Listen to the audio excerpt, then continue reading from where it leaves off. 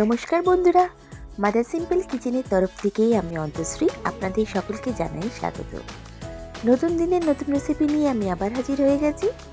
আজকে আমাদের রেসিপি একদম মচমচে বক ফুলের বড়া। জাস্ট শুনুন বন্ধুরা আওয়াজটা, দেখেছেন কত ক্রিস্পি হয়েছে বক ফুলের বড়া। চলুন দেখে নেওয়া যাক। এর জন্য আমার দরকার বক ফুল। আমি পরিষ্কার করে ধুয়ে নিয়েছি।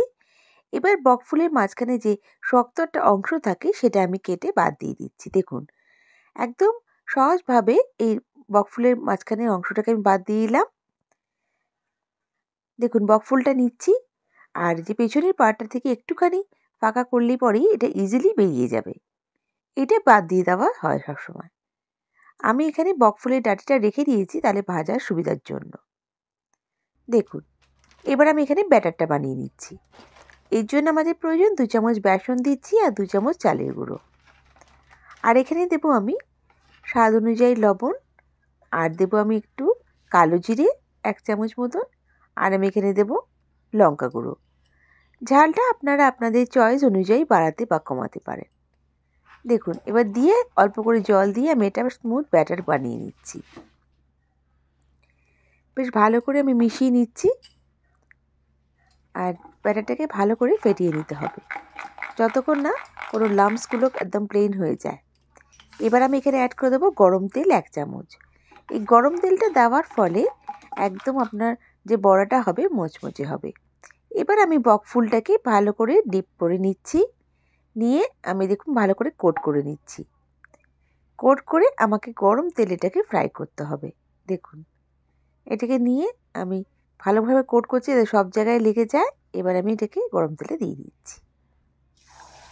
একইভাবে আমি সব বড়াগুলোকেই ভেজে দেবো। এই বড়াটা খুবই খেতে ভালো লাগে, ভাতের সঙ্গে ডালের সাথে তো খুবই ভালো লাগে, এমনি শুধু শুধু খেতেও খুব ভালো লাগে, বেশ মুখে একটা রুচি ফিরিয়ে আনে। এইভাবে করে দেখবেন বন্ধুরা, একদম ক্রিস্পি আর মচমচে হয়।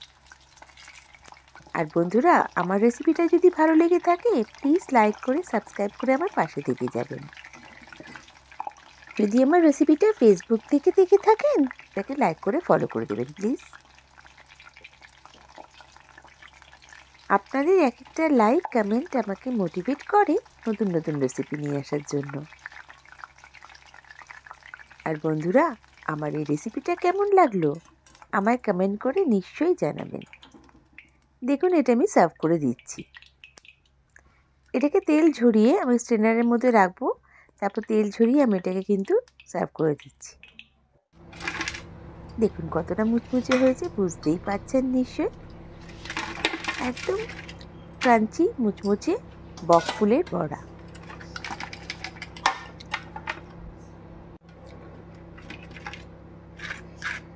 নেক্সট রেসিপি নিয়ে আমি আবার হাজির হয়ে যাব। সবাই ভালো থাকবেন, সুস্থ থাকবেন। বাই। Thank you.